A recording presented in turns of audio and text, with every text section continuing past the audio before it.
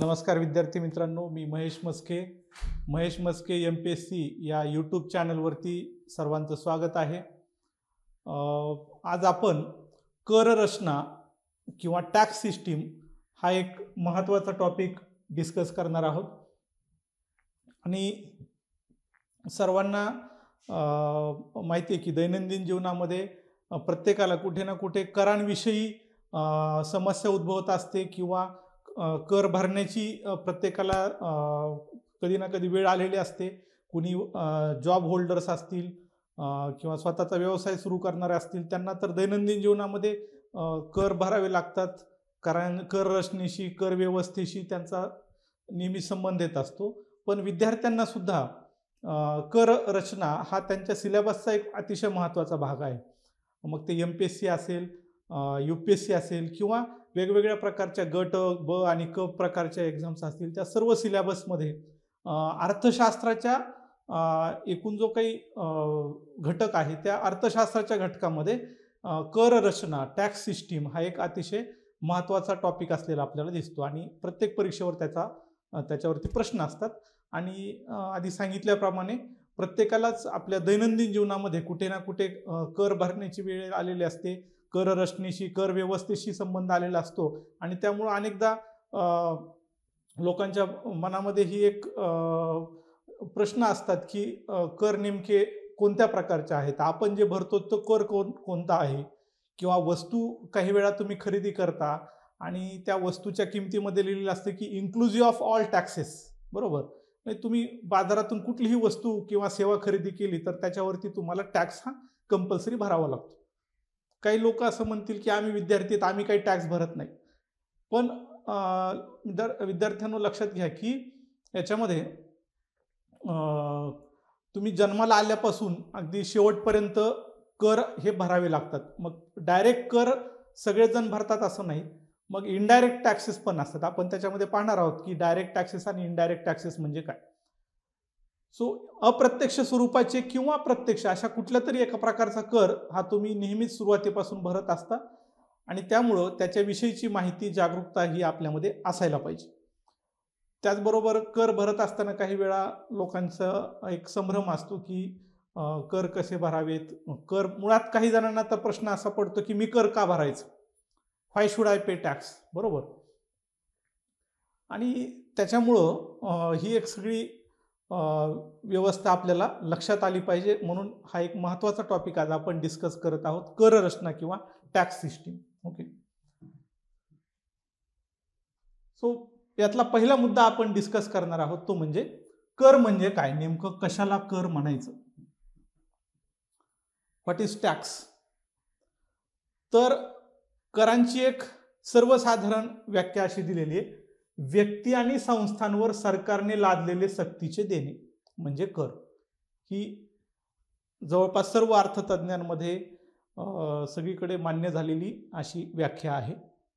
So कर कशाला म्हणायचं, व्यक्ती आणि संस्थांवर सरकारने लादलेले सक्तीचे देणे, हे सगळे शब्द महत्वाचे।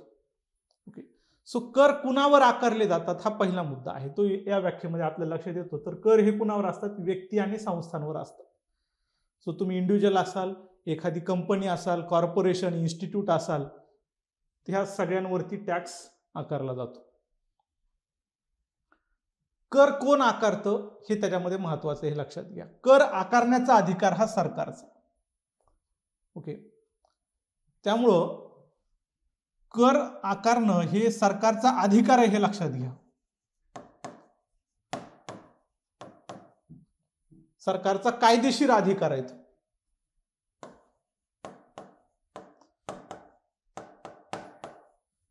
कायदेशीर अधिकार, लीगल राईट। सो कुठल्याही देशातलं सरकार असेल त्यांना तेथील कायद्यानं हा हक्क दिलेला आहे की ते लोकांवरती कर आकारू शकतात। भारतामध्ये सुद्धा भारतीय राज्यघटनेमध्ये तुम्ही जर पाहिलं 7वा परिशिष्ट, राज्यघटनेचं जे 7वं परिशिष्ट आहे, त्या 7व्या परिशिष्टामध्ये करांची विभागणी सांगितलेली। मग केंद्र सरकारनं कोणते कर आकारायचे, राज्य सरकारने कोणते कर आकारायचे, आणि काही कर असे आहेत जे दोघं मिळून आकारतात. काही वस्तू किंवा सेवांवरचे कर केंद्रालाही आकारता येतात आणि राज्यांना देखील आकारता येतात. सो त्याला कर आकारणीमध्ये राज्यघटनेच्या अंतर्गत 3 प्रकारची लिस्ट दिलेली, कोणकोणत्या गोष्टींवर कोण कर आकारू शकतं. सो ज्या बाबींवर राज्य कर केंद्र कर आकारतं त्याला सेंट्रल लिस्ट असं म्हटलेलं आहे, केंद्र सूची. ज्या बाबींवर राज्य सरकार कर आकारतं त्याला राज्य सूची म्हटलेलं आहे. आणि ज्या बाबींवर दोघंही मिळून कर आकारू शकतात, दोघंही एकाच वेळी टॅक्स आकारू शकतात, त्याला समवर्ती सूची म्हटलेलं आहे. सो अशा प्रकारच्या 3 सूची किंवा लिस्ट या आपल्या राज्यघटनेमध्ये नमूद केलेल्या आहेत. सो सरकारला हा कायदेशीर अधिकार आहे हे आपल्याला लक्षात घेतलं पाहिजे. ओके. सो त्याच्यामुळे भारतात अनेक प्रकारचे कर आहेत. ते कोणते कर आहेत ते सगळे आपल्याला डिटेलमध्ये बघायचे आहेत. केंद्राचे कर कोणते, राज्याचे कर कोणते इत्यादी. ओके. आणि हे कर कसे आहेत? सक्तीचं देणं आहे. कुणी लादलेले? सरकारनं लादलेले आणि ते सक्तीचे आहेत, ऐच्छिक नाहीये, लक्षात घ्या. ऐच्छिक नाहीये, हे कसं आहे? सक्तीचं आहे, सक्तीचं, compulsory. Taxes are compulsory, not optional. So सरकारनं लादलेले कर व्यक्ती आणि संस्थांना सक्तीनं द्यावे लागतात. ओके. सो ज्या काही कायदेशीर त्याला नियम अटी लागू असतात त्या नियम अटींना अनुसरून जिथे जिथे टॅक्स द्यायचे आहेत तिथे ते सक्तीनं द्यावे लागतात, हे लक्षात घ्या. सो ह्या सगळ्या गोष्टी ज्या आहेत या आपल्याला करांच्या व्याख्येमध्ये लक्षात घ्यायच्यात. आणि म्हणून कर याची व्याख्या परत एकदा लक्षात घ्या. कर म्हणजे काय? व्यक्ती आणि संस्थांवर सरकारने लादलेले सक्तीचे देणे. ओके. पण कर म्हणजे काही शिक्षा नाही, लोकांना शिक्षा म्हणून कर नाहीये, लक्षात घ्या. दिस इज नॉट अ पनिशमेंट. कर हे काय नाहीयेत? शिक्षा नाहीयेत. तर ही जबाबदारी आहे तुमची, प्रत्येकाची जबाबदारी.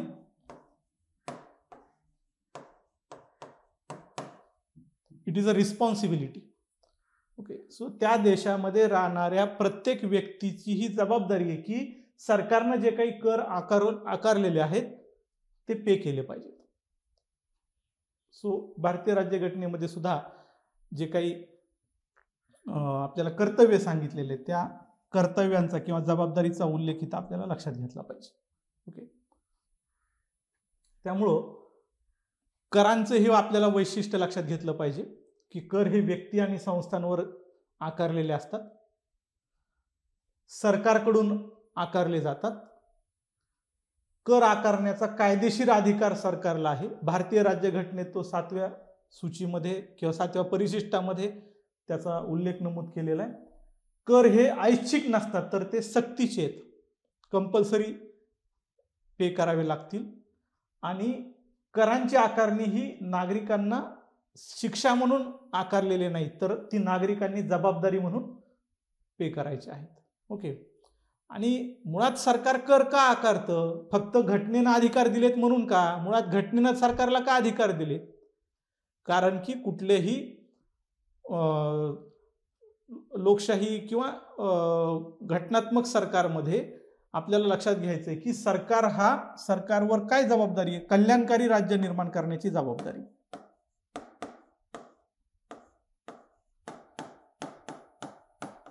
Welfare state. आणि भारतीय राज्यघटनेमध्ये तर सरकारला कल्याणकारी राज्य निर्माण करण्यासाठी काही मार्गदर्शक तत्व सुद्धा आपल्याला सांगितलेले. कल्याणकारी राज्य म्हणजे काय? तर त्या देशातील सर्व घटकांच्या अगदी शेवटच्या घटकाच्या कल्याणासाठी किंवा त्यांच्या हितासाठी काही पॉलिसी राबवणारं सरकार जे आहे त्याला आपण कल्याणकारी राज्य असं म्हणतो. सर्वसमावेशक दृष्टिकोनातून सर्वांच्या हिताची भूमिका घेणारं राज्य. आणि मग अशा कल्याणकारी राज्याची भूमिका जर पार पाडायची असेल आणि तिथल्या लोकांना हे करत असताना तिथल्या लोकांच्या ज्या काही गरजा आहेत त्या गरजा पूर्ण केल्या पाहिजेत. आणि ह्या गरजा पूर्ण करण्याची सुद्धा संवैधानिक जबाबदारी सरकारवर आहे. आणि ह्या कुठल्या गरजा सरकारकडून पुरवल्या जातात लक्षात घ्या. काही बेसिक गोष्टी ज्याला आपण असं म्हणतो की इन्फ्रास्ट्रक्चर आहे, पायाभूत सुविधा आहेत, जसं की रस्ते, वीज आहे, पाणी पुरवठा आहे, अशा प्रकारच्या, किंवा आरोग्य, शिक्षण आहे, अशा प्रकारच्या पायाभूत सोयी सुविधा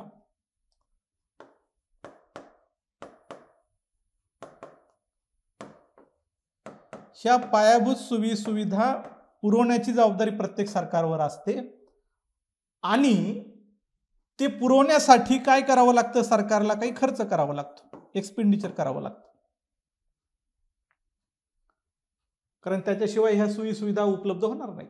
सरकारच्या तिजोरीतून हा खर्च करावा लागतो, बरोबर आहे, ट्रेझरी.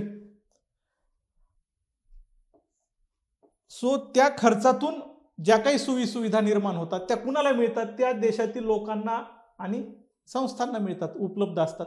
त्याचा ह्या सोयी सुविधांचा फायदा तिथल्या लोकांना होतो, संस्थांना होतो. आणि म्हणून जर त्या लोकांना, तिथल्या वेगवेगळ्या संस्थांना ह्या सोयी सुविधांचा लाभ मिळत असेल तर त्यांची ही जबाबदारी आहे की त्यांनी ह्या खर्चाची भरपाई म्हणून काही रक्कम सरकारला दिली पाहिजे. ओके.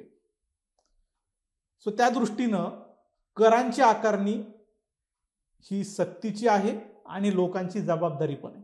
ओके. सो ह्या गोष्टी आपल्याला लक्षात घेतल्या पाहिजेत. ओके. दुसरा मुद्दा इथं आपल्याला लक्षात घ्यायचा आहे. मग एखाद्या देशामध्ये जेव्हा कर व्यवस्था निर्माण केली जाते, अस्तित्वात येते, तेव्हा त्या कर व्यवस्थेमध्ये अशी कोणती तत्व असली पाहिजेत किंवा अशी कोणती वैशिष्ट्ये असली पाहिजेत की ज्याच्यामुळे ती कर रचना आदर्श किंवा चांगली, सर्वोत्तम ठरेल.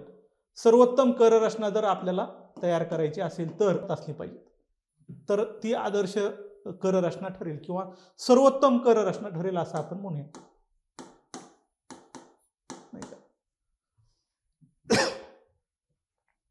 कुठल्याही देशामध्ये कर रचना जर चांगल्या प्रकारे कार्यरत असेल, सर्वोत्तम असेल, तर तिथल्या सरकारला पुरेसा निधी मिळेल, म्हणजे कर पुरेसा मिळेल आणि लोक सुद्धा स्वखुशीनं तो कर सरकारला देतील. ओके. आणि त्या मिळालेल्या रकमेतून किंवा त्या मिळालेल्या जे काही आपण असं म्हणतो की त्याला सरकारचा रिव्हेन्यू आहे, तो रिव्हेन्यू आपल्याला लोककल्याणकारी कामासाठी वापरता येईल. मग अशी आदर्श कर रचना जर निर्माण करायची असेल, सो आदर्श कर रचनेत दोन्ही बाजू आहेत. एका बाजूला सरकारला पुरेसा निधी मिळाला पाहिजे आणि दुसऱ्या बाजूला लोक स्वखुशीनं कर द्यायला तयार असले पाहिजे. सो लोकांना त्याचा त्रास न होता कर रचना कशी असावी. आता या संदर्भामध्ये फार पूर्वी आपल्याकडे जर आपण पाहिलं, प्राचीन काळामध्ये चाणक्यानं एक ग्रंथ लिहिलेला, अर्थशास्त्र नावाचा ग्रंथ आहे.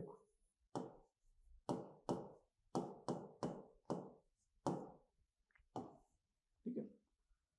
आपण आधुनिक अर्थशास्त्राचा जनक अलीकडच्या काळात ॲडम स्मिथला मानतो, पण भारतामध्ये त्याच्याही फार पूर्वी, बरोबर,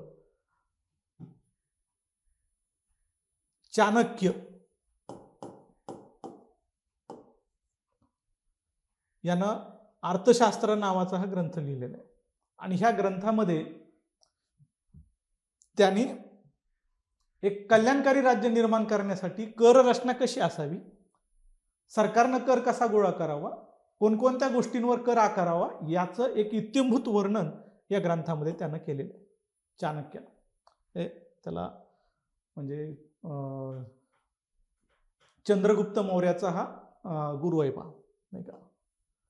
मौर्य घराण्याची स्थापना ज्यानं केली त्या चंद्रगुप्त मौर्याच्या मार्गदर्शक असणारा हा चाणक्य.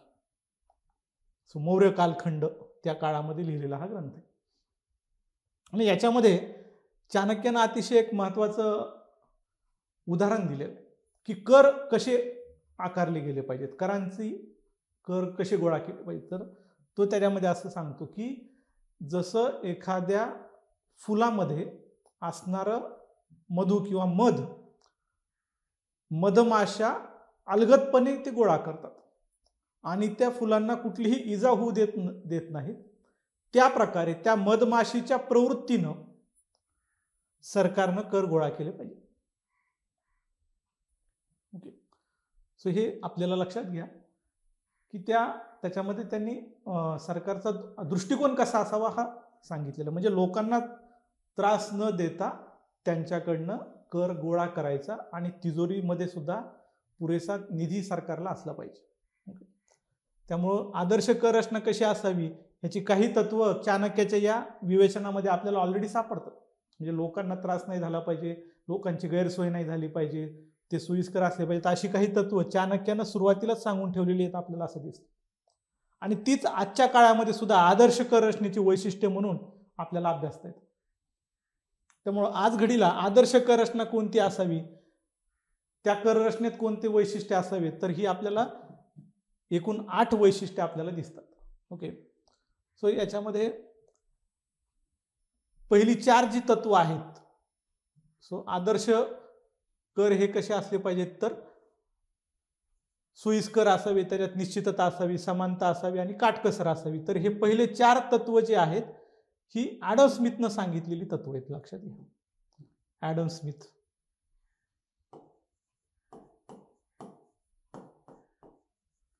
ज्याला आपण म्हणतो की आधुनिक अर्थशास्त्राचा जनक, ह्यानं ही पहिली 4 तत्व सांगितलेली आहेत. आदर्श कर रचनेची पहिली 4 तत्व सोयीस्करता, निश्चितता, समानता आणि काटकसर हे ॲडम स्मिथनं दिलेली वैशिष्ट्ये आहेत. आणि बाकीची 4 जी आहेत ती नंतरच्या काळातल्या अर्थतज्ञांनी वेळोवेळी ती नमूद केलेली आहेत. आता ही सोयीस्कर असावं म्हणजे जेव्हा लोकांचं एकूण साधारणतः उत्पन्न मिळवण्याची जास्त शक्यता असते, अशा वेळी कर भरण्यासाठी त्यांना वेळ उपलब्ध असला पाहिजे, किंवा लोकांच्या उत्पन्नाचा दृष्टीनं त्यांना जेव्हा त्यांच्याकडे उत्पन्नाचे स्रोत उपलब्ध होतील त्यावेळी त्यांना कर भरता यावा, म्हणजे सोयीस्कर त्याच्यामध्ये ते असावं. ओके, त्याच्यामध्ये कुठलीही अडचणीच्या गोष्टी असू नयेत. सो ह्या सोयीस्करतेचं तत्व. दुसरं आहे निश्चिततेचं तत्व.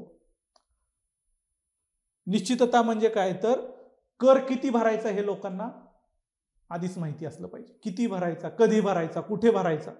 ओके, करांचा दर काय असला पाहिजे, ह्या सगळ्या गोष्टी ह्याच्याविषयी जेव्हा क्लॅरिटी असेल, निश्चितता असेल, तेव्हा ते दुसरं तत्व आपण तिथं मान्य करतो. करांचा दर किती असावा, हे कर कोठे भरावे,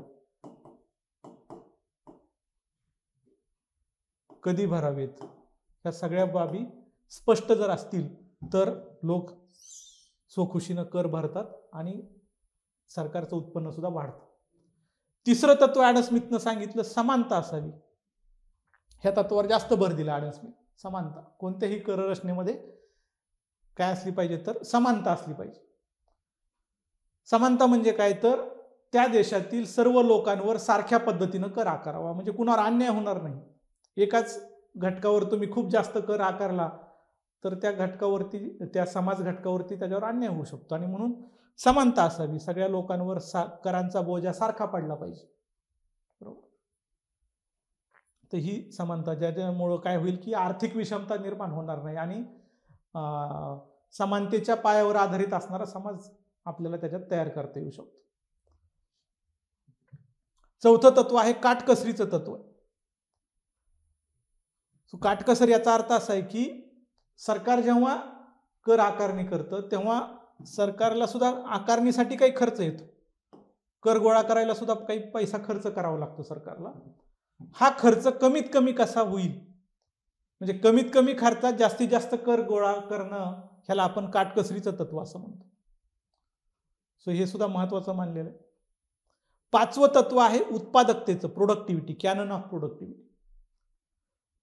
उत्पादकता म्हणजे काय की कर रचना अशी असली पाहिजे की ज्याच्यातून सरकारला जास्तीत जास्त उत्पन्न मिळेल, सरकारच्या तिजोरीत जास्तीत जास्त महसूल जमा होईल.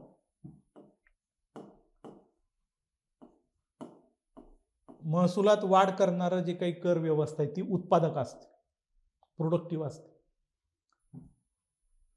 सरलता असली पाहिजे कर रचनेमध्ये, पुढचं तत्व सिम्प्लिसिटी असली पाहिजे. कर रचना किचकट असायला नको, गुंतागुंतीची नको. म्हणजे सामान्यातील सामान्य लोकांना कर कसे भरायचे, कधी भरायचे हे समजणारी सोपी कर रचना असावी.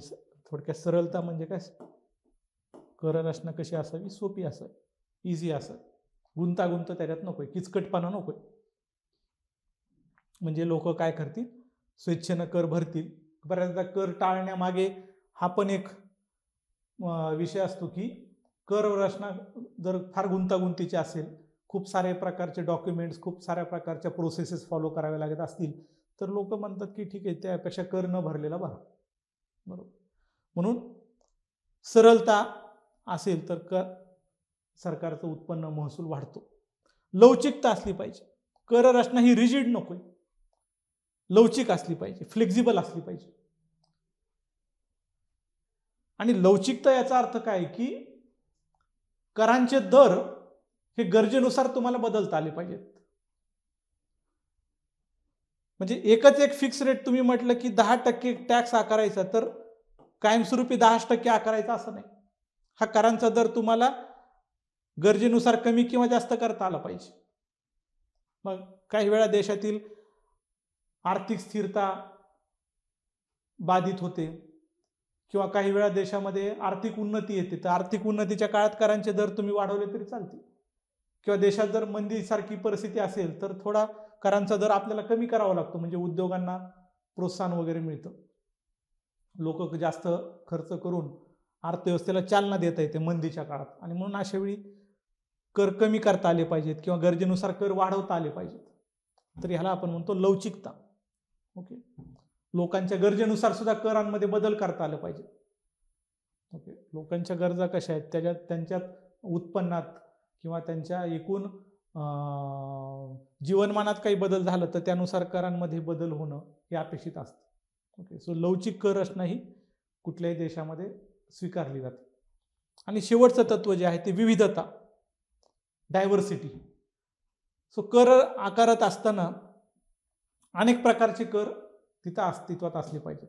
काही फक्त विशिष्टच प्रकारचे कर असतील आणि तेवढ्या मोजक्याच करांमधून सगळं उत्पन्न सरकारी तिजोरीत जमा होईल असा जर प्रयत्न केला तर त्याच्यातून अपेक्षित असा प्रतिसाद मिळत नाही. आणि म्हणून विविधता असावी. अनेक प्रकारचे कर जर असतील वेगवेगळ्या प्रकारचे तर करांचा जो बर्डन आहे तो काहीसा कमी व्हायला मदत होत असते. ओके. सो ही झाली आदर्श कर रचनेची वैशिष्ट्य. पुढचा मुद्दा आपल्याला पाहायचा आहे तो म्हणजे कर आकारणीची प्रमुख तत्व कोणती. सो कर आकारत असताना कोणती तत्व समोर ठेवून ते आकारले जातात. ओके. तर 3 महत्वाची तत्व आहेत: लाभ तत्व, देय क्षमता तत्व आणि महत्तम सामाजिक हिताचे तत्व. यातलं पहिलं तत्व जे आहे ते लाभ तत्व. ह्या तत्वामध्ये काय सांगितलं की सरकारकडून कर आकारले जात असताना सरकारनं पुरवलेल्या सेवांचा लाभ किंवा सुविधांचा लाभ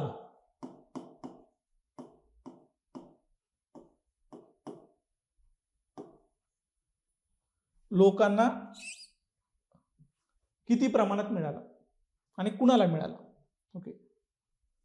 सो सरकार जे काही सेवा सुविधा पुरवतं, सोयी सुविधा पुरवतं, त्या सेवा सुविधांचा लाभ ज्या लोकांना मिळाला त्या प्रमाणात त्यांनी कर भरायचा, याला म्हणतात लाभ तत्व. ओके. सो मी सुरुवातीला जे सांगितलं कर हे कशासाठी आकारणं गरजेचं आहे, तर सरकारला काही पायाभूत सेवा सुविधा लोकांना पुरवायच्या असतात आणि त्या पायाभूत सेवा सुविधांचा झालेला खर्च हा लोकांकडून करांच्या स्वरूपात घेतला जातो. म्हणून सरकारने दिलेल्या सेवा सुविधांचा लाभ लोकांना किती प्रमाणात झाला हे पाहून जर तुम्ही कर आकारत असाल तर ते लाभ तत्वानुसार आकारलेले कर आहे. याच्यामध्ये काय प्रॉब्लेम एवढाच आहे की काही सेवा सुविधांचा लाभ हा सगळ्यांना समान प्रमाणात मिळत नसतो, पण तरी सुद्धा लोकांना कर हे भरावे लागतात. ओके. दुसरं तत्व जे आहे ते देय क्षमता तत्व आहे. ॲबिलिटी टू पे. देय क्षमता, क्षमतेवर लोकांची कर देण्याची क्षमता बघितली पाहिजे असं हे तत्व सांगतं. म्हणजे कुणाला किती लाभ झाला सेवा सुविधांचा हे न पाहता कर देण्याची क्षमता कुणाची किती आहे ज्याच्यानुसार कर आकारायचा. आणि कर देण्याची क्षमता बऱ्याचदा लोकांच्या कोणत्या बाबींवरून ठरते, उत्पन्नावरून ठरते. उत्पन्न असेल, संपत्ती असेल, किंवा लोकांचं जे काही राहणीमान आहे, उपभोग आहे, ज्याला आपण उपभोग खर्च असं म्हणतो, प्रामुख्याने हे 3 गोष्टींवरून लोकांची कर देय क्षमता ठरत असते. ओके, लोकांकडे असणार उत्पन्न, उत्पन्नाचे स्रोत, त्यांच्याकडे असणारी संपत्ती आणि त्यांचा उपभोग किंवा वेगवेगळ्या वस्तू आणि सेवांवर ते जे काही खर्च करतात, ह्या 3 गोष्टींच्या आधारे हे दुसरं तत्व असं सांगतं की करांची आकारणी केली पाहिजे. आणि बहुतांश देशामध्ये हे देय क्षमता तत्व स्वीकारण्यात आलेलं आहे. कारण याच्यामध्ये काय होतं की एकतर समान उत्पन्न गटातील लोकांवर सारखा कर आकारता येतो, त्यामुळं इक्वॅलिटी आपल्याला मेंटेन करता येते. आणि दुसरा भाग असा आहे की ज्यांचं उत्पन्न किंवा संपत्ती जास्त आहे त्यांच्यावर जास्त टॅक्स आकारता येतो. त्याच्यामुळे आर्थिक विषमता कमी होण्यास याचा उपयोग आहे. इनइक्वॅलिटी. सो प्रामुख्याने हे दुसरं तत्व जे आहे ते स्वीकारलं जातं कर आकारणीचं. तिसरं तत्व काय सांगतं की महत्तम सामाजिक हिताचे तत्व, the canon of maximum public utility. So यानुसार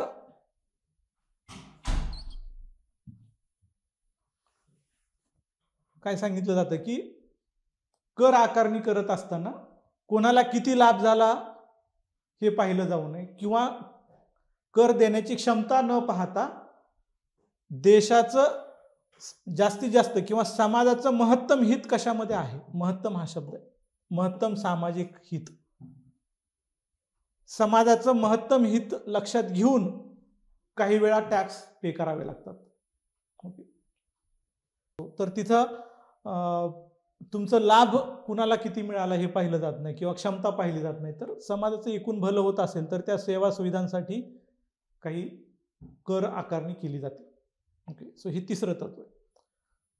सो कोणत्याही देशात तुम्ही जर कर आकारणी पाहिली तर जे काही कर आहे त्याच्यामागे या 3 पैकी कुठलं तरी एक तत्व अस्तित्वात असलेलं किंवा लागू केलेलं आपल्याला दिसतं.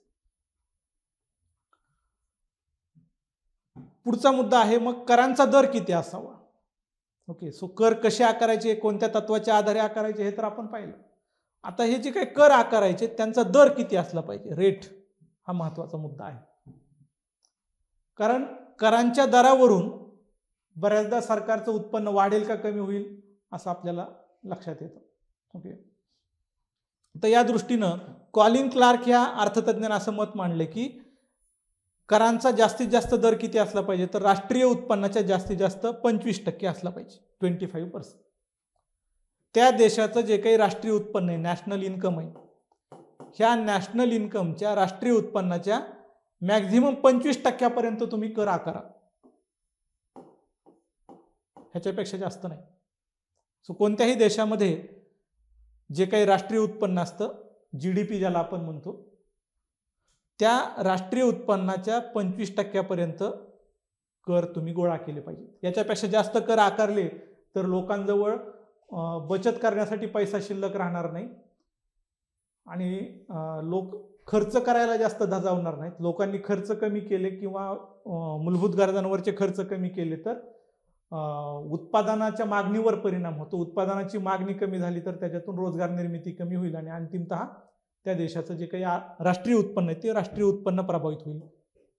सो राष्ट्रीय उत्पन्न जर तुम्हाला सातत्यानं वाढवत न्यायचं असेल तर करांची आकारणी 25% जास्त व्हायला नको. हे 25% कशाच्या तुलनेत आहे, राष्ट्रीय उत्पन्नाच्या.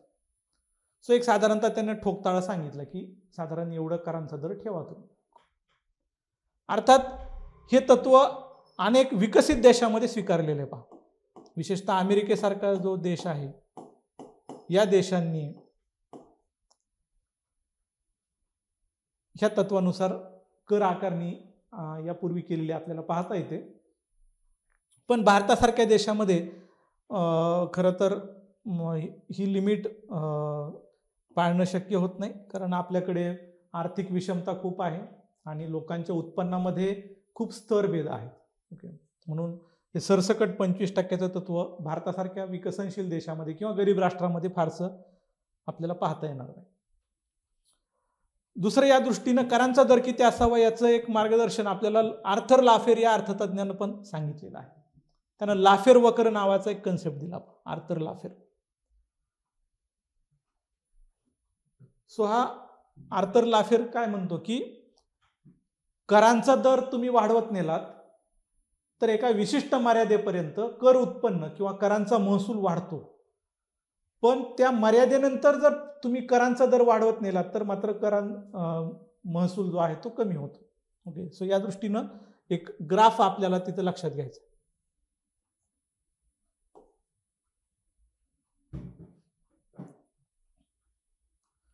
सो इथे साधारणतः या प्रकारचं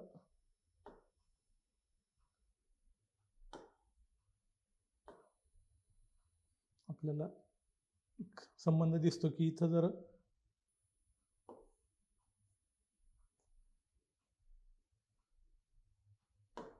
करांचा दर लिहिला आणि इथे कर उत्पन्न लिहिला.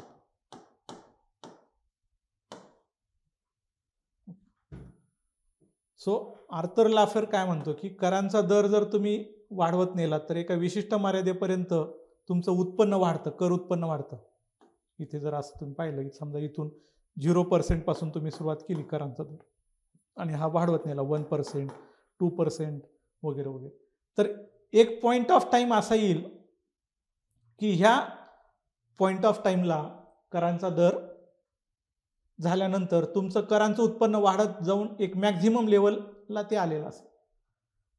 आता याच्या पुढे जर का तुम्ही करांचा दर वाढवला तर मात्र काय होईल, लोकांवर करांचा बोजा गरजेपेक्षा जास्त पडेल आणि कर भरण्याच्या ऐवजी कर चुकवण्याकडे लोकांचा कल असेल आणि मग काय होईल की तुमचं कर उत्पन्न देशाचं जे आहे ते कमी होत जाईल, रिड्यूस होत जाईल.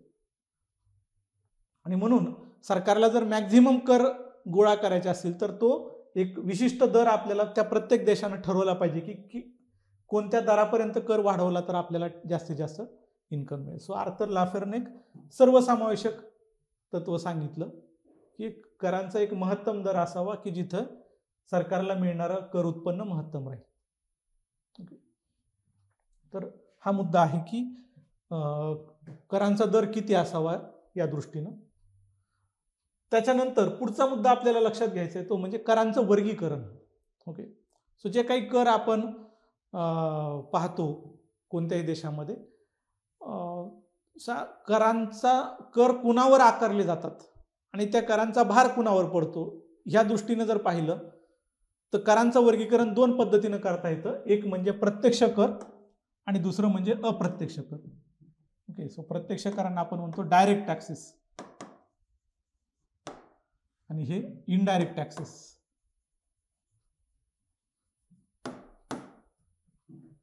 प्रत्यक्ष कर आणि अप्रत्यक्ष कर.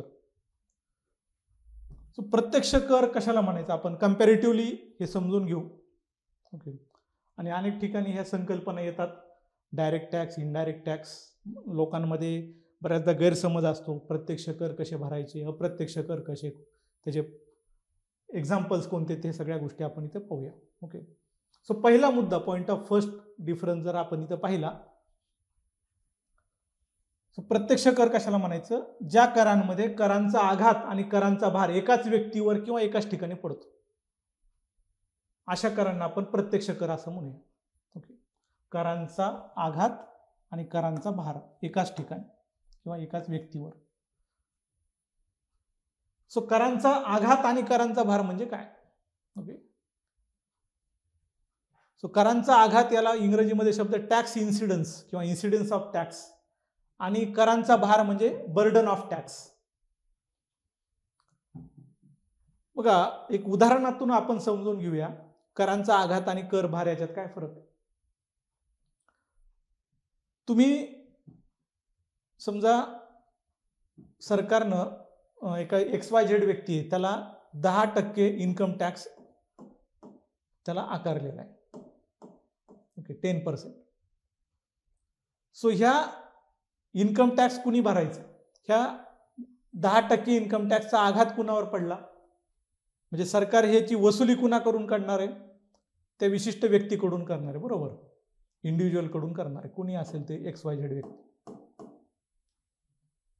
ज्या व्यक्तीवर त्याचा आघात झाला म्हणजे कायद्यानं कर वसूल केला तो व्यक्ती, म्हणजे त्याच्यावर तोचा आघात झाला. बरं, हा जो काही कर आहे तो व्यक्ती स्वतःच्या उत्पन्नातून भरणार आहे, बरोबर. तो काही म्हणणार नाही की बाबा हा कर आमच्या शेजाऱ्या पाजाऱ्याकडनं घ्या, बरोबर. त्याला स्वतःलाच तो भरावा लागेल, म्हणजे त्या कराची जबाबदारी दुसऱ्यांवर ढकलता येणार नाही. ओके, सो करांचा आघात ज्याच्यावर झाला त्याच्यावरच भार पण पडलेला आहे. Burden of tax.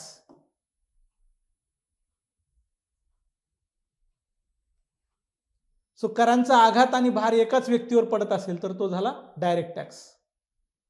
पण काही वेळा कर असे असतात की जिथं करांचा भार किंवा आघात एका ठिकाणी आणि भार दुसऱ्यावर पडतो. आता हे समजून घेण्यासाठी ह्याला आपण अप्रत्यक्ष कर असं म्हणतो. ओके, सो इथं पहिलाच मुद्दा काय आपण बघितलाय, करांचा आघात आणि कर भार वेगवेगळ्या ठिकाणी पडत असतील तर ते अप्रत्यक्ष कर आहेत. ओके, आणि एकाच ठिकाणी एकाच व्यक्तीवर असतील तर ते डायरेक्ट टॅक्सेस. सो अप्रत्यक्ष कर हे समजून घ्यायला आता एक उदाहरण आपण पाहूया. करांचा आघात आणि करभार वेगवेगळ्या ठिकाणी पडत असेल तर तो अप्रत्यक्ष कर. उदाहरणार्थ समजा तुम्ही कुठली एखादी वस्तू घेता, एक समजा तुम्ही शूज घेतला. ओके, ह्या शूजमध्ये सपोज एक 1000 रुपयाचा तो शूज आहे किंवा बूट आहे. या 1000 रुपयाच्या त्याच्या किमतीमध्ये MRP तिथं लिहिलं असते इन्क्लुझिव्ह ऑफ ऑल टॅक्सेस, बरोबर. मग बऱ्याचदा काय असेल की ह्याच्यात 900 प्लस 100 पण असं एक उदाहरण घेऊया. अशा प्रकारे त्याची किंमत झाली 1000 रुपये. सो त्या वस्तूची किंमत 900 आणि त्याच्यावर टॅक्स लावलेला 100 रुपये. सो असा मिळून 1000 रुपयाचा तो शूज आहे. तर हे 100 रुपये हे कुणी भरायचे आहेत हे लक्षात घ्या. तो जे विक्री करणारा दुकानदार आहे त्यानं तो भरायचा आहे, म्हणजे त्याच्यावर आघात झाला. उत्पादक किंवा सप्लायर जो कोणी असेल त्या उत्पादकावर त्या करांचा आघात झाला. पण त्या उत्पादकानं काय केलं, तो जो काही कर आहे 100 रुपये तो त्यानं स्वतःच्या खिशातून भरला नाही तर त्यानं त्या किमतीमध्ये ऍड केला, MRP मध्ये ऍड केला आणि 1000 रुपयाला ती वस्तू विकली. त्यानं जर 900लाच विकली असती तर त्यानं 100 रुपयाचा कर स्वतःच्या खिशातून भरला असं आपण म्हटलं असतं. पण त्यानं काय केलं, वस्तूची किंमत 900 प्लस त्याला भरावा लागलेला टॅक्स 100 असं मिळून तो 1000 रुपयाला ग्राहकाला विकतो. म्हणजे अंतिमतः ह्या 100 रुपये करांचा भार कुणावर पडला, ग्राहकांवर पडला. बर्डन म्हणजे आघात एकावर, उत्पादकावर किंवा सप्लायरवर, आणि भार मात्र इतर ठिकाणी किंवा ग्राहकांवर. याला म्हणायचं अप्रत्यक्ष कर. ओके, सो अप्रत्यक्ष करामध्ये काय असतं, आघात एका ठिकाणी आणि भार दुसऱ्या ठिकाणी पडतो. दुसरा मुद्दा, प्रत्यक्ष कर हे कुणावर आकारले जातात, व्यक्ती आणि कंपन्यांच्या उत्पन्नावर आकारले जातात. ओके, इंडिव्हिज्युअल असेल किंवा कॉर्पोरेशन्स असतील, कंपन्या असतील, त्यांच्या उत्पन्नावर आकारला जातो.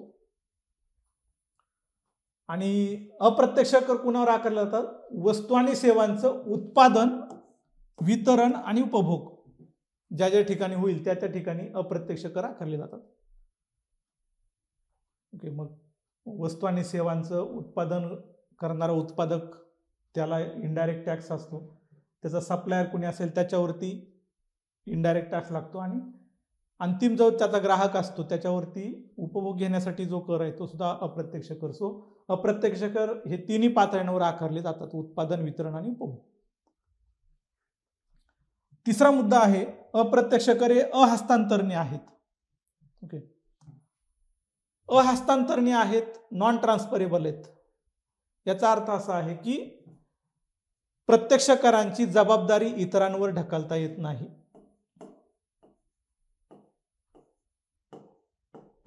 ओके, त्याची जी टॅक्स लायबिलिटी आहे ती इतरांवर ढकलता येत नाही. आणि म्हणून प्रत्यक्ष करांमध्ये काय दिसतं की कर संक्रमण होत नाही. कर संक्रमण कधी होतं, जेव्हा तुम्ही कराची जबाबदारी पुढच्या घटकावर ढकलता, तेव्हा तिथं कर संक्रमण होतं. सो प्रत्यक्ष कर हे अहस्तांतरणीय आहेत, त्यांची जबाबदारी इतरांवर ढकलता येत नाही आणि म्हणून अशा करांमध्ये संक्रमण होत नाही असं आपल्याला दिसतं. याच पद्धतीने अप्रत्यक्ष करामध्ये जर आपण पाहिलं तर अप्रत्यक्ष कर हे हस्तांतरणीय आहेत, ट्रान्सफरेबल आहेत. हस्तांतरणीय आहेत म्हणजे काय, तर याची जबाबदारी इतरांवर ढकलता येते, रिस्पॉन्सिबिलिटी ढकलता येते आणि म्हणून इथं कर संक्रमण होतं.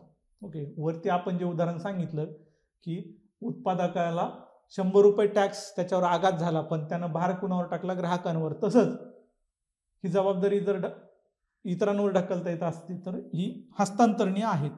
बरोबर, अप्रत्यक्ष कर हे कसे हस्तांतरणीय आहेत याच कारणामुळे. चौथा मुद्दा असा आहे, प्रगतिशील कर हे प्रत्यक्ष कर हे प्रगतिशील स्वरूपाचे आहेत, प्रोग्रेसिव्ह आहेत. म्हणजे काय, तर प्रत्यक्ष करांमध्ये उत्पन्नानुसार आपल्याला करांचे दर बदलता येतात. जास्त उत्पन्न गटावर जास्त कर आकारता येतो, कमी उत्पन्न गट किंवा गरिबांवरती कमी कर किंवा अजिबात कर नाही, अशी व्यवस्था प्रत्यक्ष करामध्ये आपल्याला ठेवता येते. म्हणून ते प्रगतिशील प्रोग्रेसिव्ह स्वरूपाचे. म्हणजेच काय, प्रत्यक्ष करांमुळं आर्थिक विषमता ही आपल्याला कमी करता येते किंवा नियंत्रित ठेवता येते. आर्थिक विषमता कमी करता येते, नियंत्रित ठेवता येते, म्हणून ते प्रगतिशील स्वरूपाचे प्रोग्रेसिव्ह प्रकारचे आहेत. तर अप्रत्यक्ष करामध्ये काय दिसतं, ते अप्रगतिशील स्वरूपाचे आहेत. अप्रगतिशील स्वरूपाचे का आहेत, कारण हे अप्रत्यक्ष कर सर्वांना सारखेच प्रमाणात भरावे लागतात.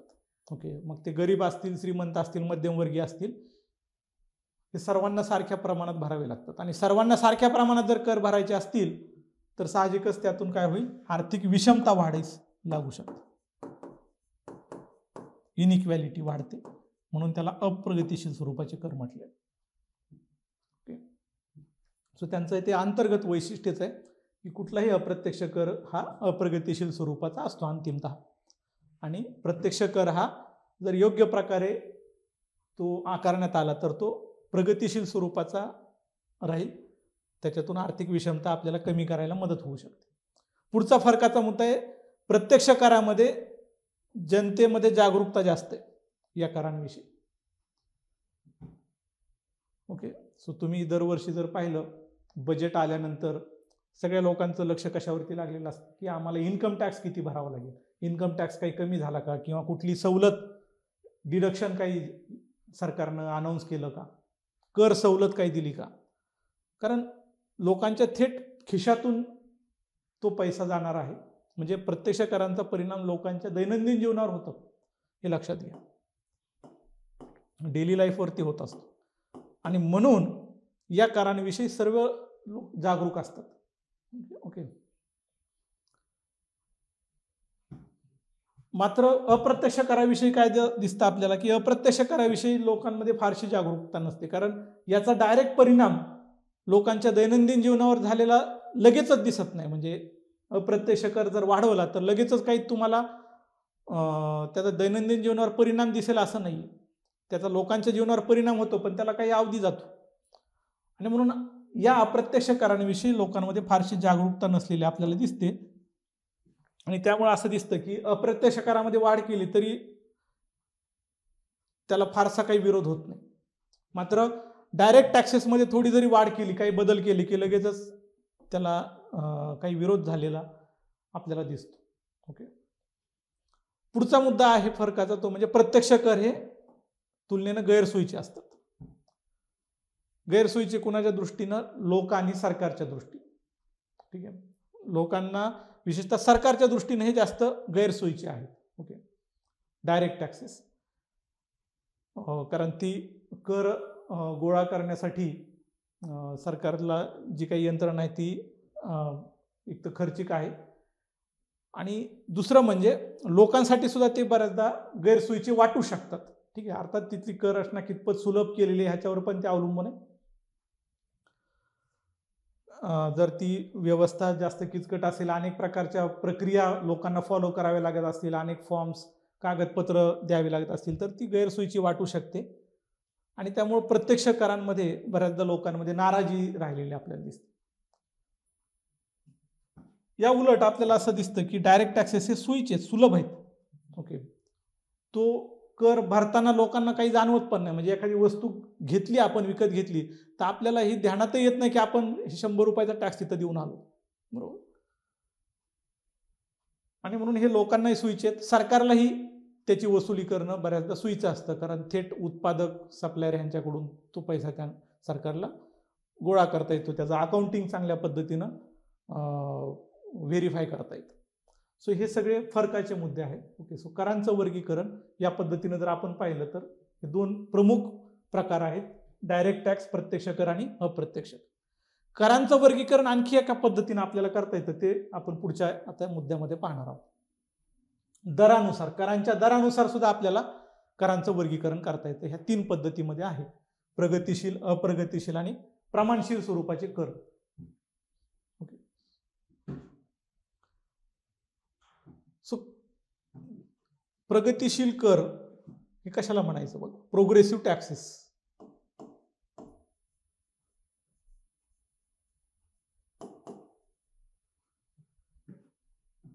अप्रगतिशील कर रिग्रेसिव्ह टॅक्सेस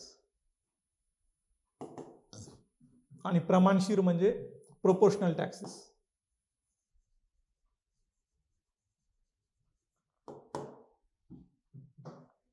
पहिल्यांदा आपण पाहूया प्रगतिशील कर म्हणजे काय. तर ज्या करांमध्ये करांचा दर वाढत्या उत्पन्नाबरोबर वाढत जातो त्याला आपण प्रगतिशील कर किंवा प्रोग्रेसिव्ह टॅक्सेस असं म्हणू शकतो. करांचा दर वाढत्या उत्पन्नाबरोबर वाढत जातो.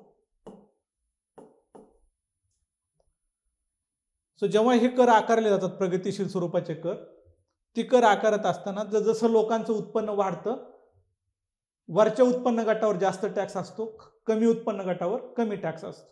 जसं की भारतामध्ये इन्कम टॅक्स आपण त्याचं उदाहरण घेऊ शकतो. ओके,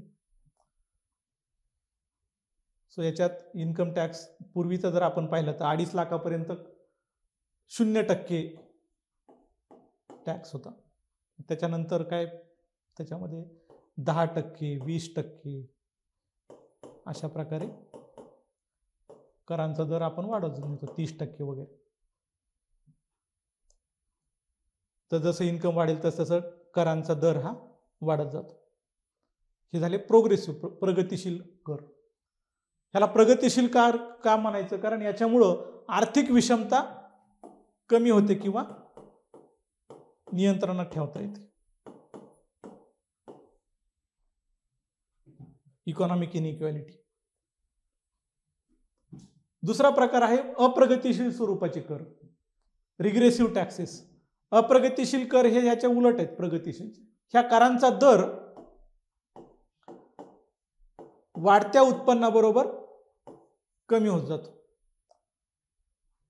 सो अप्रगतिशील करामध्ये काय होतं की जसं इन्कम लेवल वाढेल तसं टॅक्स रेट कमी कमी होत जातो आणि याच्यामुळं काय होईल की आर्थिक विषमता वाढीस लागते. गरीब अधिक गरीब होईल, श्रीमंत अधिक श्रीमंत होईल, कारण जास्त उत्पन्न गटावर कमी टॅक्स आहे. सो आधीच त्यांच्याकडे उत्पन्न जास्त आहे, टॅक्सही कमी असेल तर ते अधिक श्रीमंत होत जातील. गरीबांचे उत्पन्नाची पातळीच कमी आहे आणि तुलनेनं करांचा दरही जास्त असल्यामुळं गरीब अधिक गरीब होत जाणार. सो आर्थिक विषमता वाढीस लागते. सो अशा प्रकारचा जर काही करांचा दर असेल तर तो अप्रगतिशील स्वरूपाचा. बऱ्याचदा विकसित देशामध्ये असं केलं जातं की लोकांनी जास्तीत जास्त उत्पन्न कमावं याच्यासाठी एक इन्सेंटिव्ह म्हणून अशा प्रकारचं दर काही वेळा विकसित किंवा श्रीमंत देशामध्ये आकारला जातो. तर भारतासारख्या देशात तर ही काही आपण स्वीकारत नाही अप्रगतिशील स्वरूपाची कर रचना. आपल्याकडे शक्यतो प्रगतिशील स्वरूपाची कर रचना आहे किंवा मग प्रमाणशील प्रकारची कर रचना आहे. ओके, सो तिसरा प्रकार इथं आपल्याला पाहिजे प्रमाणशील कर रचना, प्रोपोर्शनल टॅक्स सिस्टीम. काय प्रमाणशील कर रचनेमध्ये काय होतं की करांचा दर हा सर्व उत्पन्न गटासाठी सारखा असतो.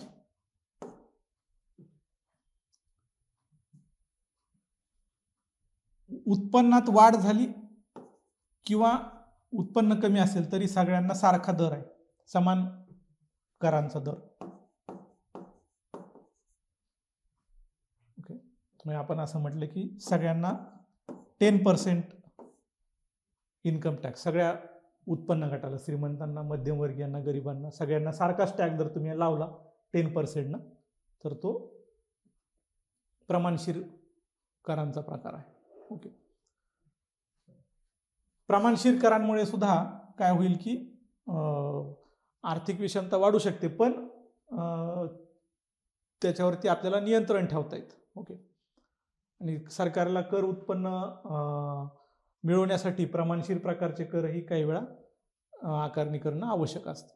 ओके, सो प्रामुख्याने हे 3 पद्धतीचे करांचं जर प्रकार आपण पाहिले तर याच्यात भारतातली कर व्यवस्था ही प्रामुख्याने कशी आहे, प्रिडॉमिनंटली कशी आहे, प्रामुख्याने ती प्रगतिशील स्वरूपाची आहे असं आपल्याला लक्षात येईल, प्रोग्रेसिव्ह प्रकारची.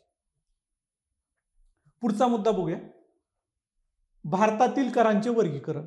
ओके, सो भारतामध्ये जी काही कर रचना आजची आहे, आजच्या घडीला अस्तित्वात आहे, त्याचं वर्गीकरण आपल्याला बघायचं आहे, प्रत्यक्ष आणि अप्रत्यक्ष अशा प्रकारे. सुरुवातीला जे आपण पाहिले की करांचे प्रमुख 2 प्रकार, प्रत्यक्ष कर आणि अप्रत्यक्ष कर. त्याच्यात भारतात आपल्याला पाहायचं की प्रत्यक्ष किंवा डायरेक्ट टॅक्सेसमध्ये कोणते येतात आणि इनडायरेक्ट टॅक्सेस किंवा प्रत्यक्ष करामध्ये कोणते येतात. ओके, अगोदर प्रत्यक्ष कर बघूयात. भारतातील करामध्ये प्रत्यक्ष कर किंवा डायरेक्ट टॅक्सेस कोणते आहेत.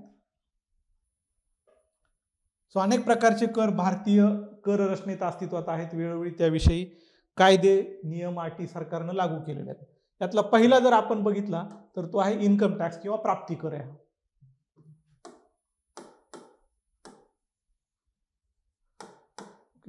इन्कम टॅक्स, प्राप्ती कर, इन्कम टॅक्स ऍक्ट, आयकर कायदा 1961 नुसार हा आकारण्यात येतो. सो भारतात 1960 पासूनच काही वेगवेगळी तत्व आहेत, 3 तत्व आहेत. त्यातलं हे जे दुसरं तत्व आहे क्षमता तत्व, आपण देय क्षमता तत्व पाहिलं तर त्या तत्वानुसार हा प्राप्ती कर आकारला जातो. म्हणजे काय, तर ज्याचं उत्पन्न क्षमता जास्त आहे त्याच्यावर कर जास्त, किंवा कर भरण्याची क्षमता ज्याची जास्त त्याच्यावर जास्त कर, ज्याच्या कर भरण्याची क्षमता कमी त्याच्यावर कमी कर आकारला जाईल.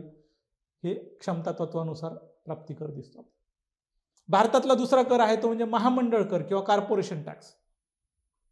हा सुद्धा उत्पन्नावरच आकारला जातो, पण कुणाच्या उत्पन्नावर आकारला जातो, कंपनी किंवा संस्थांच्या उत्पन्नावर आकारला जातो. कॉर्पोरेशन्स, महामंडळ जे असतात, सो मराठीत आपण कॉर्पोरेशनला महामंडळ असं म्हणतो किंवा कंपनी इंग्रजीतला शब्द आहे. सो कंपनी आणि संस्थांच्या उत्पन्नावर तो आकारला जातो कॉर्पोरेशन टॅक्स.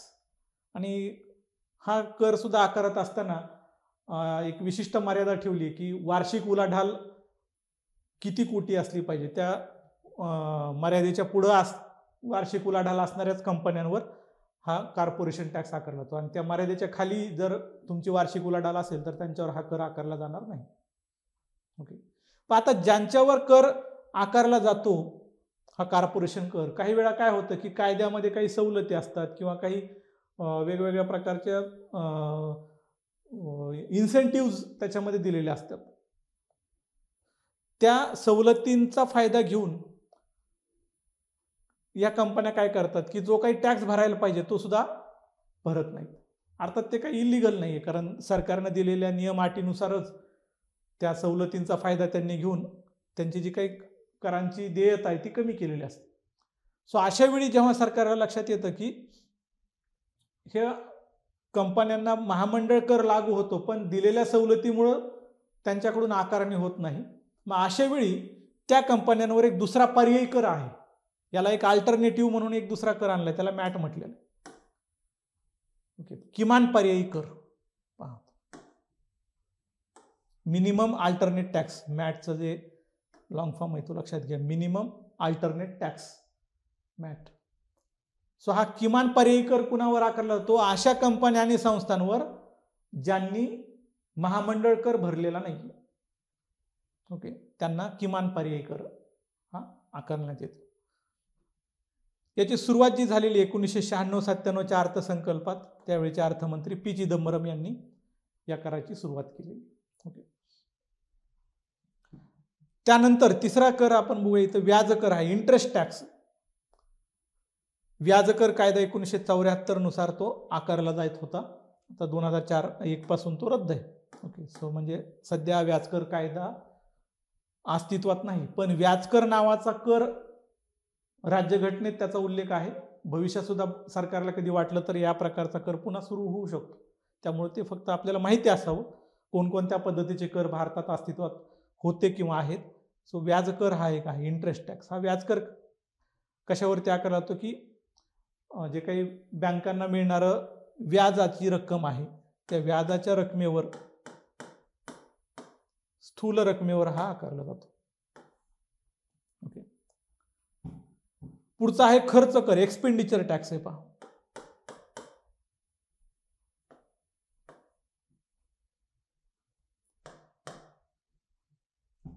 खर्च कर याला लक्झरी टॅक्स पण म्हटलेलं आहे. आता हा खर्च कर कशावरती आकारला जातो की जे काही पूर्वी हा महागडे हॉटेल किंवा जे काही हॉस्पिटॅलिटीच्या सुविधा आहेत त्या महागड्या पद्धतीच्या जर कुणी उपलब्ध केल्या असतील किंवा त्यांचा लाभ घेतला असेल तर तिथं केलेल्या खर्चावरती हा खर्च कर आकारला जातो. ह्याला लक्झरी टॅक्स पण म्हटलेलं आहे. लक्झरी टॅक्स का? कारण सुखसुविधा, सुखचैनीचा कर आहे. मराठीत त्याला शब्द काय? सुखचैनीचा कर.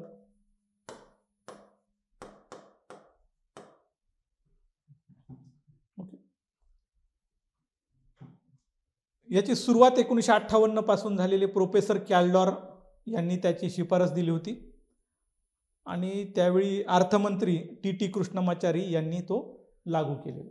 ओके, सो हे खर्च कराविषयी. दुसरा जो कर आहे याच्यामध्ये पुढचा लक्षात घ्यायचा आपल्याला मालमत्ता कर आहे. Property tax. ओके, हा मालमत्ता कर कशावरती आहे? वडिलोपार्जित संपत्तीवर आकारला जातो.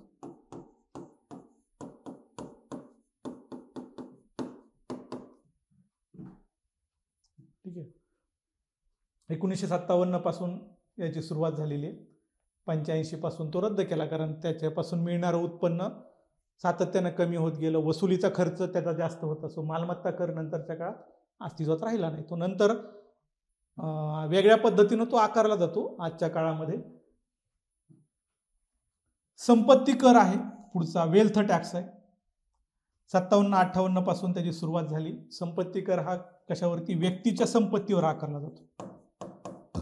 इंडिव्हिज्युअलची जी काही वेल्थ आहे, स्वार्जित संपत्ती म्हणतो आपण, त्याच्यावरती हा वेल्थ टॅक्स आकारण्यात आला.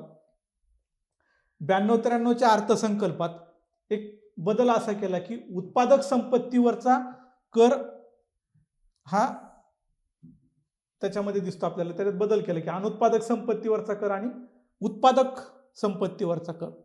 ओके, सो उत्पादक संपत्तीवरचा कर हा त्याच्यामध्ये 92-93 पासून थांबवण्यात आलेला आहे आणि अनुत्पादक संपत्तीवर मात्र तो लागू केलेला आहे.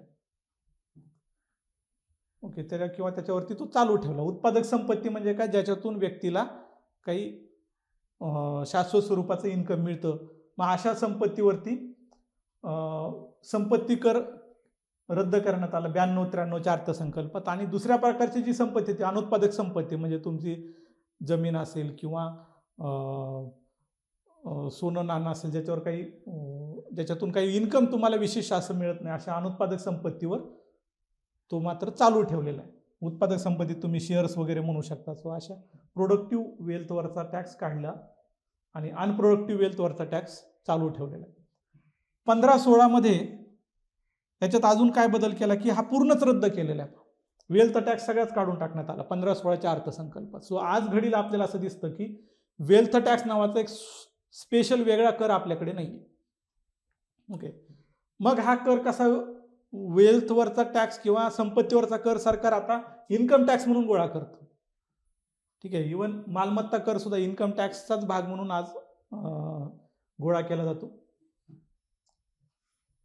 मग थोडक्यात एक लक्षात घ्या की सरकार एखादा कर रद्द करते म्हणजे ते उत्पन्नावरचा हक्क सरकारनं सोडून दिला असं होत नाही, तर तो कर दुसऱ्या कुठल्या तरी वेगळ्या कराच्या स्वरूपात सरकारनं आकारण्याची व्यवस्था तयार केलेली असते आणि म्हणून तो कर रद्द होतो. ओके, पुढचा कर आहे देणगी कर किंवा गिफ्ट टॅक्स आहे हा गिफ्ट टॅक्स. 1958 पासून प्रोफेसर कॅल्डर यांनी शिफारस केल्यानुसार लागू झाला आणि 98-99 पासून रद्द केलेला. मुळात गिफ्ट टॅक्स हा कशावर आकारला जातो? व्यक्तीला मिळालेली जी काही भेटवस्तू आहेत, महागड्या भेटवस्तू असतात काही वेळा काही प्रसंगी मिळणाऱ्या, त्या भेटवस्तूंवरती कर भरावा लागायचा पूर्वी. ओके, आता ह्याची व्यवस्था अशी होती की गिफ्ट देणारा जो आहे त्यानं तो भरायचा, ज्याला मिळालं त्याला तो कर भरण्याची गरज नव्हती. सो 98-99 पासून हा सुद्धा कर कमी केला, कारण याच्यापासून मिळणारं उत्पन्न सुद्धा कमी होत गेलं, वसुलीचा खर्च वाढत गेला. सो सरकारला हा कर आकारणं फारसं परवडत नव्हतं. सो देणगी कर नावाचा वेगळा कर आता अस्तित्वात नाही. ओके, पण आता तो वेगळ्या पद्धतीनं आकारला जातो, म्हणजे ज्याला त्या देणग्या मिळाल्या त्याच्या उत्पन्नात तेवढी वाढ झालेली दाखवली जाते आणि तो कर इन्कम टॅक्स म्हणून कपात केला जातो. ओके, सो ही भारतातले प्रत्यक्ष कर झाले. पुढचा मुद्दा बघूया, भारतातले अप्रत्यक्ष कर कोणते आहेत. ओके, करांचा दुसरा प्रकार अप्रत्यक्ष कर. याच्यात पहिला मुद्दा आपल्याला असा दिसेल, केंद्रीय आबकारी कर आहे, सेंट्रल एक्साइज ड्युटी. ओके, ह्याला एक्साइज ड्युटी असा इंग्रजीतला शब्द आहे. केंद्रीय आबकारी कर कशावर आकारला जातो? देशात उत्पादित होणाऱ्या सर्व वस्तूंवर आकारला जातो. सो देशाच्या भौगोलिक सीमेअंतर्गत ज्या काही वस्तू तयार होतील त्या सर्व वस्तूंवर केंद्र सरकारकडून आकारला जातो केंद्रीय आबकारी कर.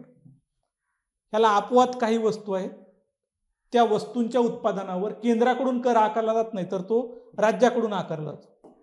मद्य, अफू, गांजा अशा काही वस्तूंचा अपवाद आहे, त्या वस्तूंवरती राज्य सरकारकडून त्या राज्यामध्ये त्या वस्तूंवर अपवाद म्हणून तो कर आकारला जातो. ओके, सो मद्य, अफू, गांजा ह्या वस्तूंवरचा कर हा आबकारी कर आहे, तो कोण गोळा करत असेल?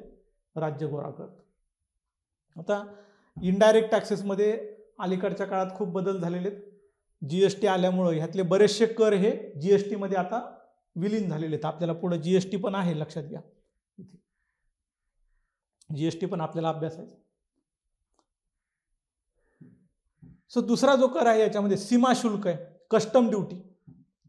सीमा शुल्क कुठं आकारलं जातं? आयात निर्यात होणाऱ्या वस्तूंवर. सो देशात बाहेरून एखादी वस्तू आयात केली तेव्हा सीमा शुल्क आकारलं जातं, किंवा देशातून एखादी वस्तू बाहेर विदेशात पाठवली तेव्हा सुद्धा कस्टम ड्युटी आकारली जाते. आणि कोणत्याही देशात तुम्ही पाहिलं तर आयातीवरचं शुल्क हे निर्यातीवरच्या शुल्कापेक्षा जास्त असतं. ओके, सो तुम्ही जेव्हा इम्पोर्ट करता एखादी वस्तू, त्या इम्पोर्ट केलेल्या वस्तूवर जास्त टॅक्स आकारतो आपण आणि एक्सपोर्ट केलेल्या वस्तूवर कमी टॅक्स आकारतो. याचं कारण काय की आपल्याला निर्यात वाढवायची देशातली, भारतातून वस्तू विदेशात जास्त पाठवल्या पाहिजेत, म्हणजे आपल्याला काय होईल? परकीय गंगाजळी मिळेल, त्याच्यातून देशाचं GDP वाढायला मदत होईल. सो निर्यातीवरचं शुल्क, निर्यातीवरचा कर कमी असतो आणि आयातीवर टॅक्स जास्त असतो, कायम लक्षात घ्या. कारण आपल्याला काय करायचंय? भारतीय उद्योगांना पण संरक्षण द्यायचं. सो बाहेरून काही वस्तू तुम्ही आणत असाल तर इथल्या उद्योगांवर त्याचा परिणाम होऊ नये म्हणून आयातीवर जास्त शुल्क जनरली आकारलं जातं. सो हा झाला सीमा शुल्काचा भाग. तिसरा जो कर आहे याच्यामध्ये मूल्यवर्धित कर आहे, व्हॅट, व्हॅल्यू ॲडेड टॅक्स.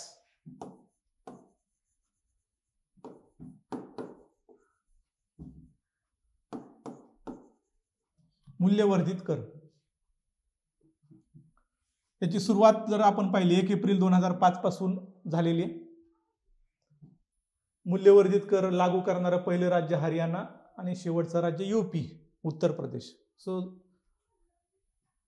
2009 पर्यंत जवळजवळ सगळ्या राज्यांनी व्हॅट स्वीकारला होता. म्हणजे सुरुवात जरी 5 ला झाली तरी हा कर लागू करणं राज्यांच्या अखत्यारीत होतं, कारण व्हॅट हा विक्री कराच्या ऐवजी आलेला कर आहे, लक्षात घ्या. व्हॅटच्या पूर्वी कोणता कर होता? विक्री कर होता, सेल्स टॅक्स होता. सो सेल्स टॅक्सच्या जागी व्हॅट सरकारनं आणला, त्यासाठी वेगळा कायदा केला, 2005 पासून लागू झाला आणि वेगवेगळ्या राज्यांनी तो वेगवेगळ्या कालावधीत तो लागू केला. म्हणून शेवटचं राज्य आपल्याला दिसतं UP, 2009 ला त्यांनी लागू केलं. व्हॅटचं वैशिष्ट्य काय? व्हॅट कशाला म्हणायचं तर तो मूल्यवर्धनाच्या प्रत्येक टप्प्यावर आकारला जातो. ओके. व्हॅल्यू ॲडेड टॅक्स आहे, व्हॅल्यू ॲडिशन वरतीच तो टॅक्स आहे, लक्षात घ्या. सो सेल्स टॅक्स आणि व्हॅट ह्याच्यामध्ये हा फरक आहे. सेल्स टॅक्स हा राज्याकडून आकारला जायचा. सेल्स टॅक्स कसा आकारला जायचा, उदाहरणार्थ एखादी वस्तू 100 रुपयाची विक्री केली जाते. सो ह्या 100 रुपयाच्या वस्तूवरती तो कर आकारला जातो. समजा 10% आहे, 10 रुपयाचा टॅक्स विक्री कर म्हणून आकारला जाईल. म्हणजे ती वस्तू 110 रुपयाला विकली जाईल किंवा विक्री केली जाईल. पण आता इथं काय होतं की हे विक्रेता जो आहे 100 रुपयाची वस्तू विकत असताना त्याला काही सपोज रॉ मटेरियल वगैरे सोर्स करावं लागलं असेल, तर समजा कच्चा माल वगैरे आपण पकडलं की 60 रुपयाचा कच्चा माल त्यानं आणला आणि 40 रुपयाचं स्वतःचं प्रॉफिट, असं मिळून त्यानं 100 रुपयाला ती वस्तू विकली. आणि 100 रुपयाला विकत असताना 10% त्याला टॅक्स भरावा लागतो. आता ह्याचं जे काही प्रॉफिट आहे ते झालं 40 रुपये. ओके. विक्रेत्याच त्यानं टॅक्स किती रुपयावर भरला, 100 रुपयावर 10%, म्हणजे त्याला 10 रुपये भरावे लागले. आणि तो काय करणार, हे 10 रुपये ऍड करणार त्या वस्तूमध्ये आणि वस्तू विकणार 110 रुपयाला. ओके. सो विक्री कर ह्या 100 रुपयावर आकारला जात होता. व्हॅट काय केला जाणार आहे लक्षात घ्या. व्हॅट जेव्हा आला विक्री करायच्या जागी आकारला जातो आणि तो मूल्यवर्धनाच्या प्रत्येक टप्प्यावर. आता इथं मूल्यवर्धन म्हणजे काय, त्या प्रोड्युसरनं 60 रुपयाचा कच्चा माल खरेदी केला आणि विकला 100 रुपयाला, म्हणजे त्यानं किती व्हॅल्यू ऍड केली त्या वस्तूमध्ये, 40 रुपयाची व्हॅल्यू ऍड केली. म्हणजे त्याचं स्वतःचं प्रॉफिट, त्यानं ते वस्तू अंतिम वस्तू तयार करण्यासाठी जी काही मेहनत वगैरे घेतली असेल. समजा आपण म्हटलं की एखादा फर्निचर, एक टेबल आहे, तो टेबल तयार करायला तुम्ही फर्निचर आणलं, कच्चा माल 60 रुपयाचा आणि एक फायनल प्रोडक्ट टेबल तयार केला, तो 100 रुपयाला टेबल विकला, तर 40 रुपयाची व्हॅल्यू ऍड झाली त्या फर्निचरवाल्याकडून. सो ते 40 म्हणजे व्हॅल्यू ॲडिशन. सो व्हॅट हा त्या 40 रुपयांवर लागणार आहे, हे लक्षात घ्या. फक्त 40 रुपयांवरती 10%. 4 रुपये टॅक्स लागेल तिथं व्हॅट. पूर्वी विक्री कर होता तर तो 100 रुपयावर लावला जायचा आणि विक्री कर चुकवणं सोपं होतं. व्हॅट चुकवणं थोडंसं कठीण आहे किंवा त्याच्यासाठीच तो व्हॅट आणलेला आहे की करांची जी काही गळती होत होती ती कमी व्हावी. आता त्याच्या पुढे जाऊन आता आपण जीएसटी आणला, गुड्स अँड सर्व्हिसेस टॅक्स, वस्तू व सेवा कर. याची अंमलबजावणी जर आपण पाहिली की 1 जुलै 2017 पासून झालेली. सो आता जवळपास सगळीकडे जीएसटी स्वीकारण्यात आलेला आहे आणि जीएसटी मध्ये अनेक प्रकारचे कर आता विलीन केलेले आहेत. ह्या इनडायरेक्ट टॅक्स, जीएसटी हा इनडायरेक्ट टॅक्स आहे, त्याच्यामुळं भारतात अस्तित्वात असणारे जे वेगवेगळे अप्रत्यक्ष कर आहेत ते जीएसटी मध्ये विलीन झालेत. मग वस्तूंवरचे कर होते वेगळे, सेवांवरचे वेगळे कर होते, ते बरेचसे आता जीएसटीत विलीन झालेत. आणि त्यामुळे जीएसटी हा वस्तू आणि सेवांवर एकाच वेळी आकारला जातो आणि तो दुहेरी पद्धतीने आकारला जातो. हे महत्वाचं. दुहेरी पद्धतीनं म्हणजे काय, कुठलीही वस्तू किंवा सेवा असेल तर त्याच्यावर केंद्राचा सीजीएसटी असतो आणि राज्याचा एसजीएसटी असतो. सेंट्रल जीएसटी आणि स्टेट जीएसटी दोन्ही एकाच वेळी आकारले जातात. किंवा एखादी वस्तू जर युनियन टेरिटरी मधली असेल तर स्टेट जीएसटीच्या ऐवजी तिथं यूटी जीएसटी असतो. ओके. सो तुम्ही जीएसटीचं जर बिल बघितलंय कुठली वस्तू खरेदी करताना, त्याच्यावर जीएसटीचं कॅल्क्युलेशन पाहिलं तर ते कसं असतं, सीजीएसटी प्लस एसजीएसटी असं असतं. आणि म्हणून त्याला दुहेरी कर म्हटलेलं आहे, एकाच वेळी केंद्राचा आणि राज्याचा. सो जीएसटी मध्ये काय होतं, तो आकारला जातो केंद्राकडून आणि केंद्राचा वाटा केंद्र स्वतःकडे ठेवतं आणि राज्यांचा हिस्सा राज्यांना ट्रान्सफर करतं. सो याच्यात उत्पन्न दोघांनाही मिळतं, केंद्रालाही मिळतं, राज्यालाही मिळतं. किंवा युनियन टेरिटरी असेल तर युनियन टेरिटरी. आणि जीएसटी हा काय, डेस्टिनेशन बेस्ड टॅक्स आहे, लक्षात घ्या, हे फार महत्वाचं. म्हणजे एखादी वस्तू किंवा सेवा ज्या ठिकाणी त्याचा उपभोग घेतला जातो, कन्झम्पशन आहे, त्या उपभोगाच्या किंवा कन्झम्पशनच्या ठिकाणी तो टॅक्स जीएसटी आकारला जातो, प्रोडक्शनच्या ठिकाणी नाही. बाकी सगळे जर कर आपण बघितले तर ते प्रोडक्शनच्या ठिकाणी आहेत, जिथं वस्तू आणि सेवेचं उत्पादन झालं त्या ठिकाणी ते आकारले जातात. जीएसटी हा कन्झम्पशन बेस्ड टॅक्स आहे किंवा डेस्टिनेशन बेस्ड टॅक्स आहे, म्हणून ज्या राज्यामध्ये त्या वस्तूचा उपभोग होईल किंवा सप्लाय जाईल त्या राज्याला त्याचा वाटा मिळतो. प्रोड्युसर स्टेटला मिळत नाही जीएसटीतला वाटा, केंद्राला तर कंपल्सरीच मिळणार आहे, पण राज्याचा जो वाटा द्यायचा आहे तो ती वस्तू ज्या राज्यामध्ये विकली जाईल त्या राज्याला त्याचा कॉन्ट्रीब्युशन मिळतं. पाचवा आहे याच्यातला सेवा कर आहे, सर्व्हिस टॅक्स. सर्व प्रकारच्या सेवांच्या उत्पादन वितरणावरती लागू केला जातो. 1994च्या सेवा कर कायद्यानुसार 94-95 पासून भारतामध्ये हा कर अस्तित्वात आहे. आणि हा कर लागू करण्याचं कारणच असं आहे की भारतात सेवांचा वापर वाढलेला आहे. बरोबर, आपण आता सर्व्हिस ड्रिव्हन इकॉनॉमी झालेला आहोत. भारताच्या एकूण GDP मध्ये सुद्धा जर पाहिलं तर सेवांचं कॉन्ट्रीब्युशन जास्त आहे.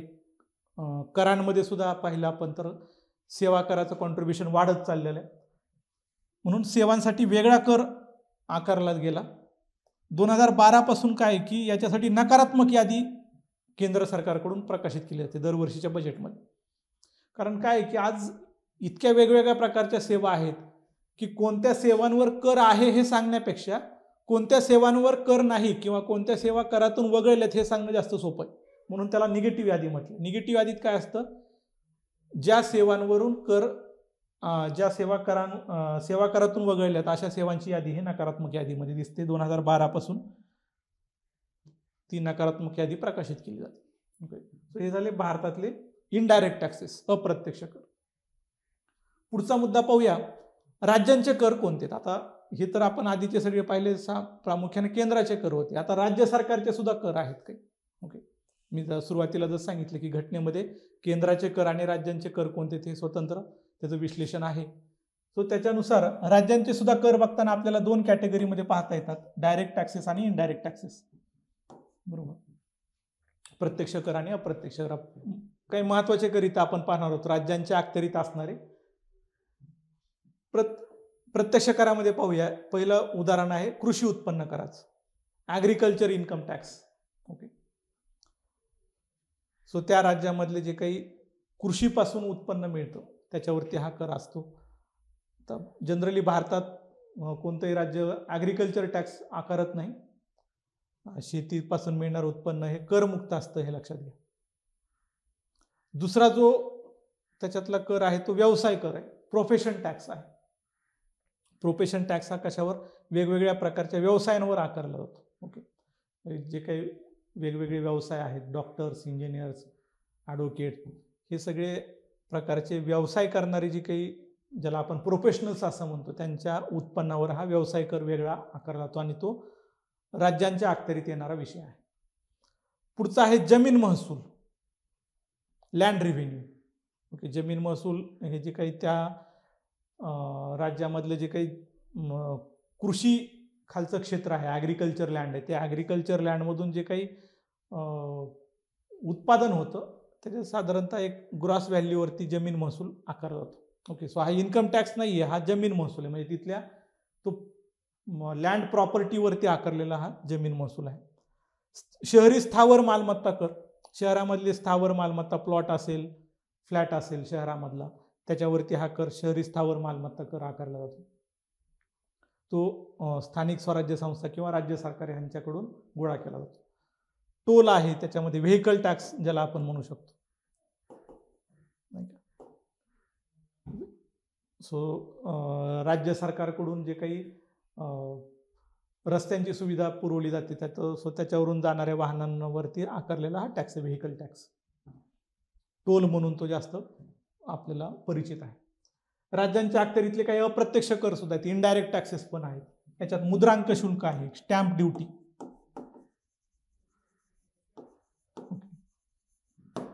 स्टॅम्प ड्युटी ही कुठं आकारली जाते तर वेगवेगळे जे काही खरेदी विक्रीचे व्यवहार होतात, मालमत्तांच्या खरेदी विक्रीचे व्यवहार, सो खरेदी करताना किंवा विक्री करताना, मग जमीन असेल, प्लॉट, फ्लॅट असेल, ह्या वेगवेगळ्या प्रकारच्या मालमत्तांच्या खरेदीवरती मुद्रांक शुल्क आकारलं जातं खरेदी किंवा विक्रीच्या वेळी. राज्य उत्पादन शुल्क आहे, आबकारी कर. सो राज्यांच्या भौगोलिक सीमेअंतर्गत ज्या काही वस्तू आणि सेवांचं उत्पादन होतं त्याच्यावर, वस्तूंचं उत्पादन होतं त्याच्यावर राज्य उत्पादन शुल्क आहे. आधी सांगितल्याप्रमाणे मद्य, अफू, गांजा ह्या गोष्टींवर राज्याकडून आबकारी कर आकारला जातो, तो इथं राज्य उत्पादन शुल्क आहे. राज्य विक्री कर आहे, ओके, सेल्स टॅक्स. सो राज्यात विक्री होणाऱ्या वस्तूंवर आकारला जातो. आता हा सेल्स टॅक्सच्या ऐवजी काय आला, व्हॅट. आपण आधीच म्हटलं की विक्री कराच्या ऐवजी आता व्हॅट लागू झालेलं आहे आणि आता व्हॅटच्या पण पुढे जाऊन आपण जीएसटी आकारलेला आहे. सो व्हॅट जीएसटी मध्ये विलीन झालं. सो त्या दृष्टीनं पाहिलं तर राज्य विक्री कर सध्या काही मोजक्याच वस्तूंवरती अस्तित्वात आहे. करमणूक कर आहे, एंटरटेनमेंट टॅक्स. जे काही एंटरटेनमेंटच्या वेगवेगळे प्रकार आहेत, कला वगैरे यांचं, सिनेमा, इथं तिकिटांवरती जो काही तुम्हाला दिसतो की एक एंटरटेनमेंट टॅक्स वेगळा असतो, तो राज्य सरकारकडून आकारला जातो.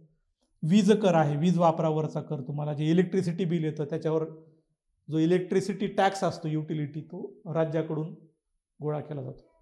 सो हे झालं राज्यांचे कर. ओके. सो इथपर्यंत जर आपण पाहिलं तर ही सगळी कर रचना याच्यात अंतर्भूत होणारे हे सगळे मुद्दे आहेत. सो अपेक्षा आहे की कर म्हणजे काय आणि वेगवेगळ्या प्रकारचे कर कोणते आहेत, कर कसे कुणाला भरावे लागतात, करांच्या आकारणीची तत्व काय, ह्या विषयीचे सगळ्या तुमच्या जे काही समस्या आहेत त्याची बरीचशी उत्तरं आज तुम्हाला मिळालेली असतील अशी अपेक्षा करूया आणि थांबूया. थँक्यू.